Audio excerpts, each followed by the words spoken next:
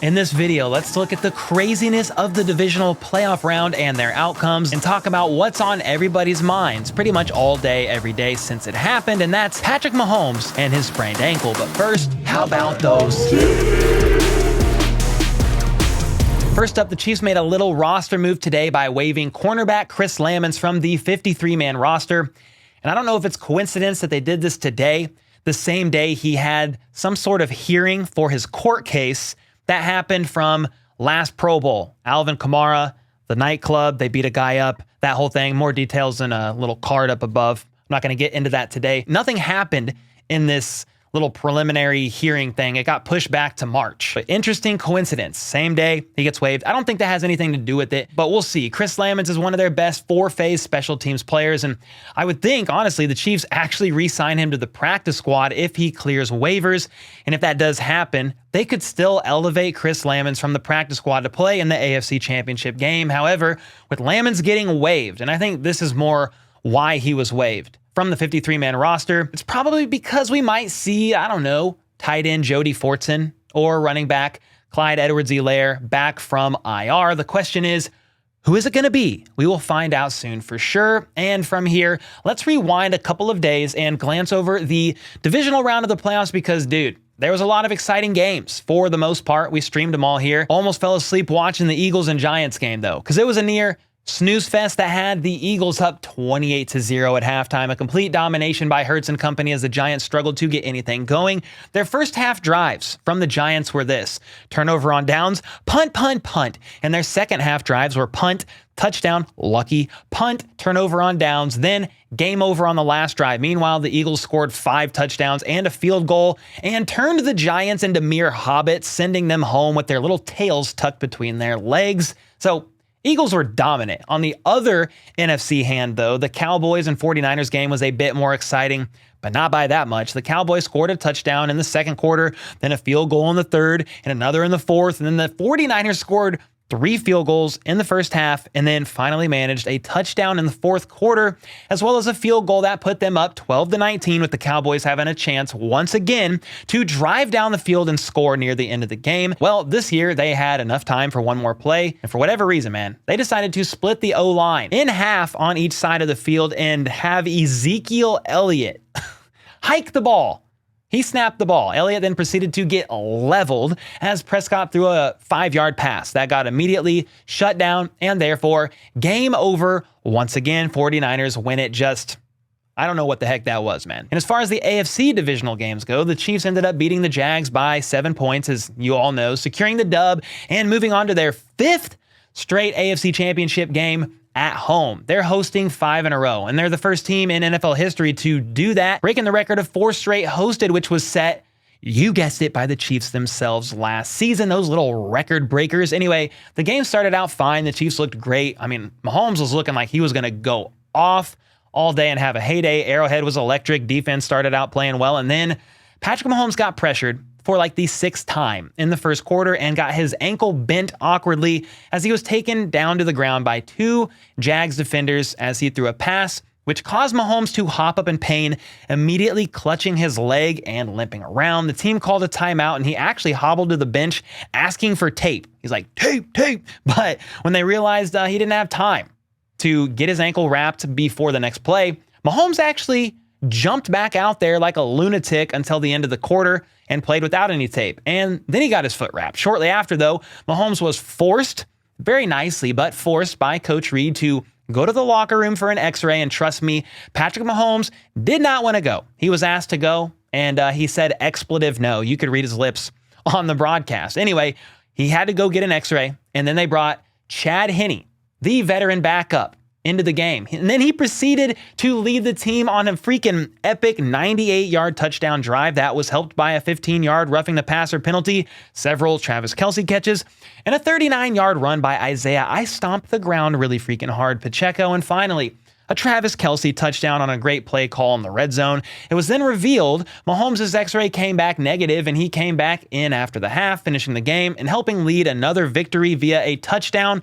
that only Patrick Mahomes could have made to MVS in the fourth quarter, along with some solid help from the defense, who did force a fumble near the goal line and also picked off Trevor Lawrence as well, sealing the game, getting the W. Okay, but this game was costly, and not without some legitimate concern about the health of QB1 and his ankle, which was revealed to be a high ankle sprain. More on that later, though, because we still have one more AFC divisional game to discuss, and that is the Bills versus the Bengals. So yeah, basically the Bengals strolled into Buffalo on a field full of a white powder and rolled the Bills all the way up like a wealthy businessman in a back room, winning in a very convincing fashion with a score of 27-10. And it was actually determined that white powder, the substance, was indeed just snow. Quite a bit of it, very winter wonderland-like, yet it mattered not. The Bengals controlled the game on the Bills' home field, allowing Josh Allen and company to score only one touchdown in the second quarter and a field goal in the third. Josh Allen had 0 passing TDs and 1 interception, and Stephon Diggs only had 4 receptions for 35 yards. And Stephon Diggs was visibly upset multiple times in that game and reportedly tried to leave immediately following their loss before the coaches could even get into the locker room, but he was corralled back to the locker room for a bit before taking off again.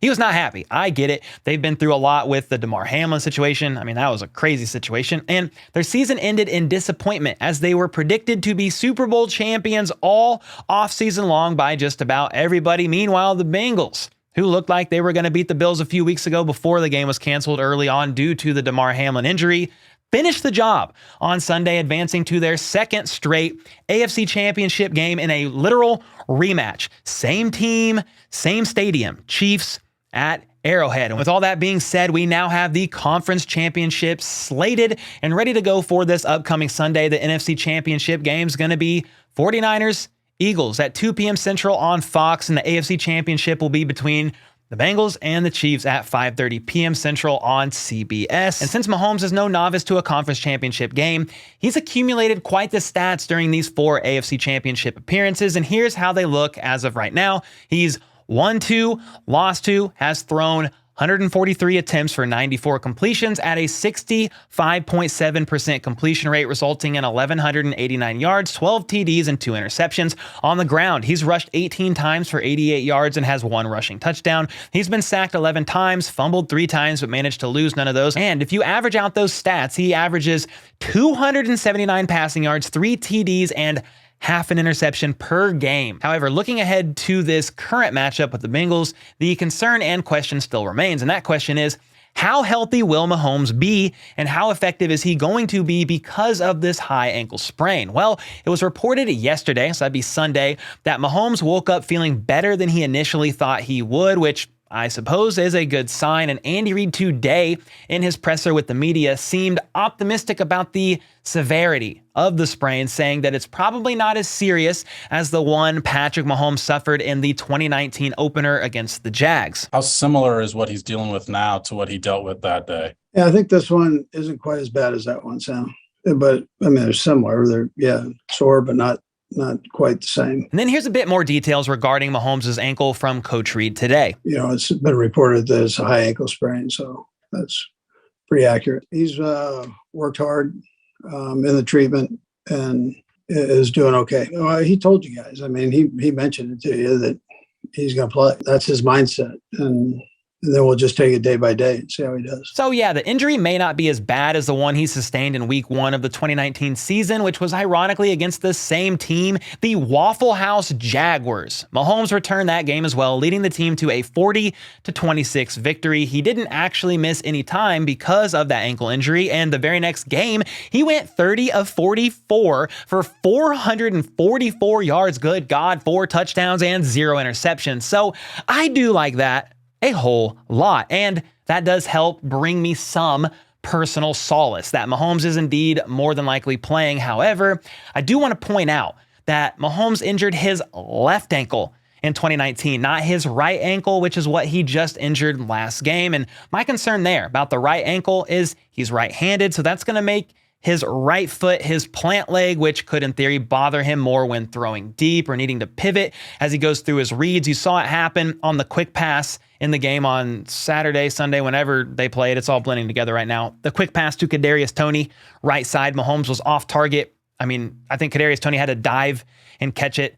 No yards gained, or it was incomplete. Either way, it was way off target because Mahomes could not plant on that back leg. So we're going to have to just see how that goes as he heals up this week, how he's going to look. Regardless of which ankle, though, it's no matter what going to limit his maneuverability in the pocket, his ability to scramble, and I would anticipate the Chiefs are going to be hoping to establish a nice run game. I would like that a lot, as well as take advantage of the quick passing game since Mahomes won't really be able to move much outside of the pocket to extend the plays. The positive, though, that Mahomes has going for him, in spite of the injury, lack of mobility, because of that, blah, blah, blah, is we've seen this time and time again. He is not always on his P's and Q's as far as his throwing mechanics go, and that's part of what makes Patrick Mahomes great. He's often not throwing off his back leg, jumping weirdly to make throws, using every awkward arm angle known to man because of his baseball background, and that's part of what makes him great, and honestly, why he was able to finish the game last weekend against the Jags pretty strongly. So